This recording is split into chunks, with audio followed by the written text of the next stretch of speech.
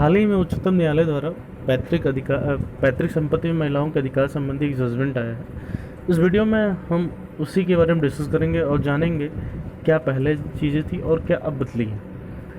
तो अगर आप मेरे चैनल पर पहली बार विजिट कर रहे हैं तो प्लीज़ चैनल को सब्सक्राइब कर लीजिए, बेल आइकन को क्लिक करना मत भूलिएगा, जिससे मैं कोई वीडियो अपलोड करूं उसकी नोटिफिकेशन आपको समय से मिले और आप मेरे वीडियो को देख सकें सबसे पहले। आइए शुरू करते हैं इस वीडियो को। यह एक ऐसा सवाल है जिसमें ज़्यादातर महिलाएं जूझ रही हैं, क्योंकि भारत में महिलाओं को पिता की संपत्ति में अधिकार की मांग करने के लिए कानून से पहले एक लंबी सामाजिक संकुच जीतना पड़ता है। महिलाएं जब सामाजिक रिश्तों को ताक पर रखकर अपने पिता की संपत्ति में हिस्सेदारी की मांग करती भी थी, तो हिंदू उत्तराधिकार संशोधन कानून 2005 कई महिलाओं के सामने अड़चन पैदा किया करता था।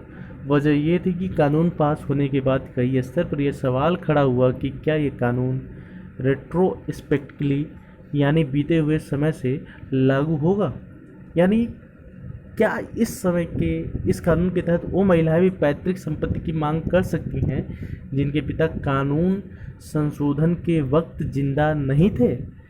इसी वजह से 15 सालों में महिलाओं की बड़ी संख्या पैतृक संपत्ति में अपना अधिकार मांगने से वंचित रह गई। कई महिलाएं कोर्ट तक पहुंची, लेकिन उन्हें निराशा हाथ लगी।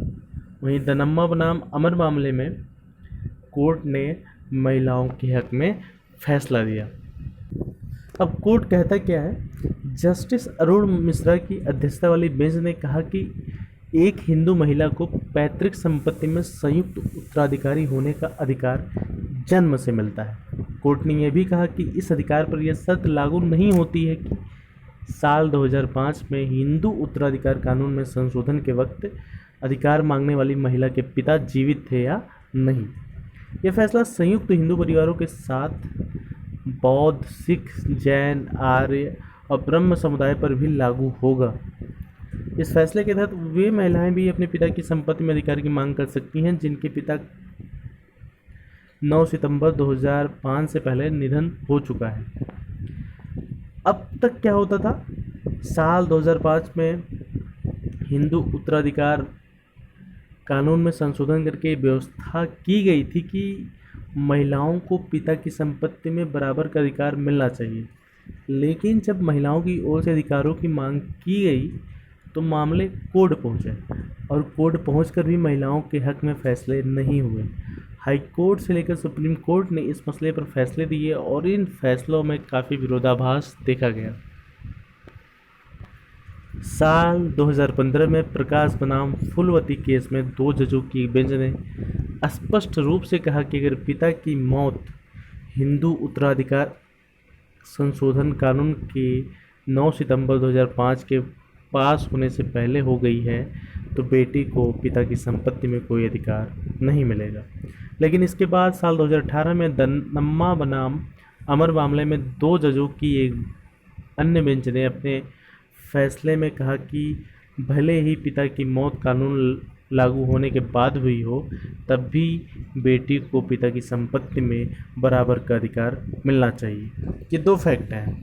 प्रकाश बनाम फुलवती केस, जिसमें ये कहा गया कि 9 सितंबर 2005 के बाद किसी पुत्री के पिता की मृत्यु हो जाती है तो संपत्ति में अधिकार नहीं मिलेगा। उसके बाद जो दूसरा फैक्ट है कि दनम्मा बनाम अमर मामले में इन्होंने कहा कोर्ट में कि पिता की मौत चाहे 2005 के पहले हुई हो या 2005 के बाद हुई हो, इसमें पुत्री को समान रूप से उत्तराधिकार मिलना चाहिए। इस मामले में संपत्ति के मालिक की मौत 2001 में हो गई थी। इसके बाद जस्टिस ए.के. सिकरी के नेतृत्व वाली बेंच ने इन विरोधाभासी फैसलों को देखते हुए फैसला किया कि एक 3 सदस्यीय बेंच इस पर अपना फैसला दे।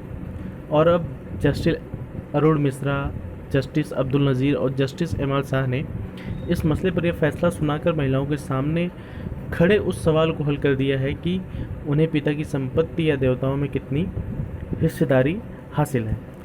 कोर्ट ने यह स्पष्ट कर दिया है कि महिलाओं को वही हिस्सेदारी हासिल होगी जितनी उसे उस स्थिति में होती अगर वह एक लड़के के रूप में जन्म लेती, यानी लड़के और लड़की के पिता की संपत्ति में बराबर का उत्तराधिकार मिलेगा, चाहे उसके पिता की मौत कभी भी हुई है। तो दोस्तों ये आर्टिकल BBC से लिया गया है और ये बहुत ही सरल भाषा में था और सोशल इशू से भी जुड़ा हुआ ये मुद्दा है, महिलाओं के सशक्तिकरण से भी। तो दोस्तों अगर आपको वीडियो पसंद आती है तो प्लीज़ लाइक कीजिए और कुछ भी पूछना हो किसी सेगमेंट से तो आप उसे कमेंट सेक्शन में पूछ सकते हैं। तो दोस्तों बहुत बहुत धन्यवाद वीडियो देखने के लिए।